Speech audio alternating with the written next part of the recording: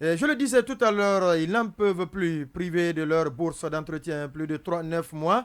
Les étudiants guinéens en Russie n'entendent se résigner et endurer leurs difficultés en silence. Ainsi, ils décident d'aller en grève. Et à partir du lundi prochain, quelle va être la nature de cette grève? Le président de leur corporation est déjà en ligne depuis Moscou, la capitale de la Russie. On refait le monde, l'invité. Monsieur Kamara Youssouf, bonsoir. Allô, bonsoir. Merci d'avoir accepté donc notre invitation. Je rappelle que vous êtes le président des étudiants guinéens du côté de la Fédération de Russie. Alors, vous voulez entamer une grève à partir du lundi prochain. Dites-nous, qu'est-ce qui motive ce débrayage? Merci beaucoup, Joma Media. Mm, Comme vous venez de le dire, je me nomme Kamara Youssouf, je suis le président des étudiants et doctorants guinéens en Fédération de Russie. mm, Comme vous le savez, déjà, ça fait, je crois, 3 mois mm, on avait fait des interventions sur votre zone et sur beaucoup d'autres zones mm. des médias guinéens et où on interpellait l'État, le gouvernement et même le président de la République sur la situation dont nous traversons ici en tant qu'étudiants boursiers de l'État guinéen. Et bon, de façon globale en tant que Guinéen d'ailleurs, parce que la situation est arrivée à un niveau où ça ne touche pas exclusivement que des étudiants boursiers.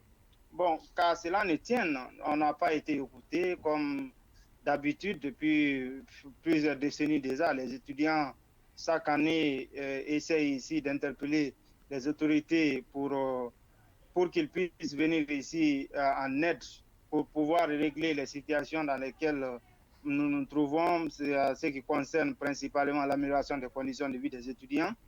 Mais chaque année, c'est les mêmes situations. On envoie des mémos, on les écrit, on les appelle. Euh, Aucune situation, c'est toujours les mêmes réponses. Les dossiers sont en cours ou bien attendez, bientôt vous serez rétabli. Mais jusque-là, on ne voit rien. Les gens souffrent énormément. Voilà pourquoi nous avions décidé ainsi qu'il fallait aller plus vite et cette fois-ci, il fallait entamer un processus de grève que nous avions décidé de lancer à partir de lundi prochain, le 13 juin, dans les locaux de l'ambassade de la Guinée est ici à Moscou. Oui. Alors, vous disiez tout à l'heure qu'il y a 3 mois, vous avez interpellé, vous avez écrit des mémos, mais il y a 3 mois, vous n'aviez pas décidé d'aller en grève. Concrètement, qu'est-ce que explique aujourd'hui que vous décidiez d'aller en grève? Quelle est la situation que vous vivez qui demeure insupportable pour que vous décidiez d'aller en grève? Vous savez, la situation est toujours insupportable depuis dès lors que nous avions décidé de les écrire, parce que la crise qui sévit actuellement, d'ailleurs, c'est devenu maintenant une crise globale, parce que les denrées sont un peu montées partout dans le monde. Mais qu'à cela ne tient, quand ça a commencé entre la Russie et l'Ukraine, nous avions interpellé l'État. Tous les autres pays ont reçu ici des aides allant dans ce sens. Quand il y avait Covid, on avait écrit, mais on ne nous a pas écoutés.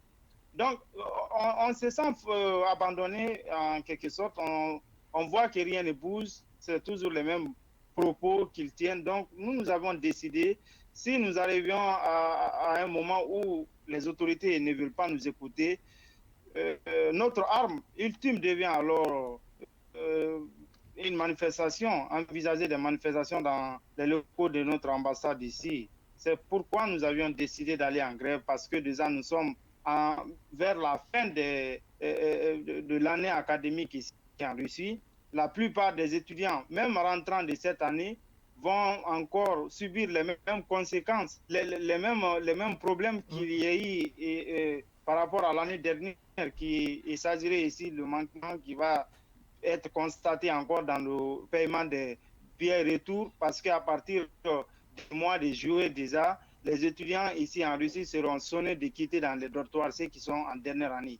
Donc, on a écrit dans tous ces sens pour qu'ils puissent nous écouter, pour qu'on puisse discuter sur les modalités afin que, parce que ça n'honore pas quand même la Guinée, que chaque année, il faut que les étudiants se soulèvent un peu partout. On a vu le cas du Maroc, on voit un peu partout dans le Maghreb qui, chaque année, se soulève. Même l'année dernière, la Russie, nous, on s'était soulevé ici, mais l'ambassadeur nous a accueillis dans de bonnes mains et il avait entamé des processus qui ont abouti.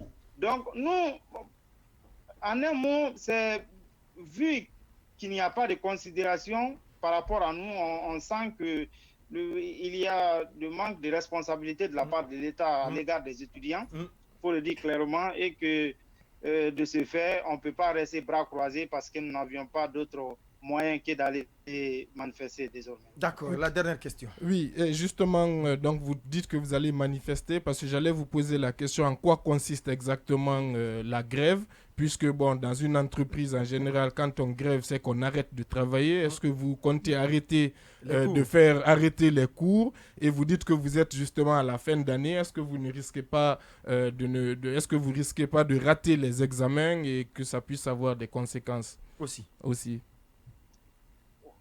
Oui, vous savez, c'est pourquoi nous, on avait envisagé de négocier avec eux, parce que nous savions que en allant dans des manifestations, ça peut d'une façon ou d'une autre impacter certaines de nos activités, liées surtout aux études. Mais face à cette situation, nous croyons qu'aujourd'hui, il faut envisager, on va y perdre quelque chose là-dedans, mais il faut aller aussi dans ce sens. Il faut vraiment que nous mobilisons pour... nous n'allons pas... Bon, cesser les cours, oui, certes, nous allons cesser les cours pour ces jours-ci, jusqu'à ce qu'il y ait éventuellement une issue. Mais nous allons aussi empêcher l'ambassade de fonctionner parce que c'est l'ambassade qui représente le gouvernement ici en Russie. Et est-ce que vous avez prévenu les autorités locales de votre manifestation? Parce que là-bas, le droit de grève et le droit de manifestation aussi, on sait que ce n'est pas quelque chose de totalement garanti. Qui vous a dit ça? Bon, non. Vous savez, je crois, à ce qui concerne les ressortissants étrangers, c'est difficile. Je sais. La Russie, c'est un peu difficile de manifester. Cela dépend de la loi qu'ils ont. Mais je crois qu'à l'enceinte de notre ambassade, nous sommes sur le territoire guinéen, donc nous ne risquons rien. Oui, mais qui est sous protection sécuritaire des autorités. Est-ce que vous espérez avoir gain de cause? Parce que chaque année, c'est la même chose, mais qu'est-ce qui va vraiment changer pour vous? Bon, nous restions optimistes. Nous croyons à la volonté du gouvernement. Nous pensons qu'ils ne vont pas essayer ici de fermer les yeux sur nos manifestations, qu'ils vont essayer de prendre conscience et agir plus tôt possible. Youssouf Kamara, président des étudiants de la Fédération de Russie. Merci à vous d'être passé dans cette émission. Merci également à vous. Merci et bonne soirée. L'actualité sociopolitique décryptée à chaud avec nos spécialistes maison. Alors, oui, Lamine Moïma Sissé voulait dire quelque chose très rapidement. Oui, ce que je veux dire, c'est que selon les informations que j'ai, les nouvelles autorités sont dans les meilleures dispositions d'amenuiser la souffrance des étudiants. De l'ensemble des étudiants. Non, des étudiants guinéens, notamment ceux qui étudient à l'extérieur. Et ça, il y a Ma qui en sait beaucoup parce qu'il a été boursier guinéen et c'est comment les étudiants bourlingues à l'extérieur pour joindre les deux bouts. Donc ce n'est pas une réalité de maintenant.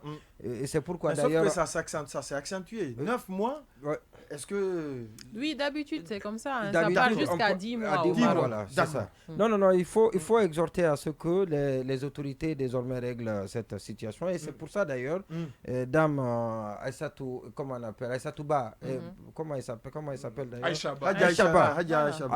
Aïcha Ba a été nommé, mais ça ne suffit pas. Du conseil d'administration du service national des bourses extérieures. Qui est rattaché à la présidence. Depuis belle lurette. On dit que c'est un effectif qui a été gonflé, volontairement gonflé pour se faire des sous. Et ça, ce n'est pas faux.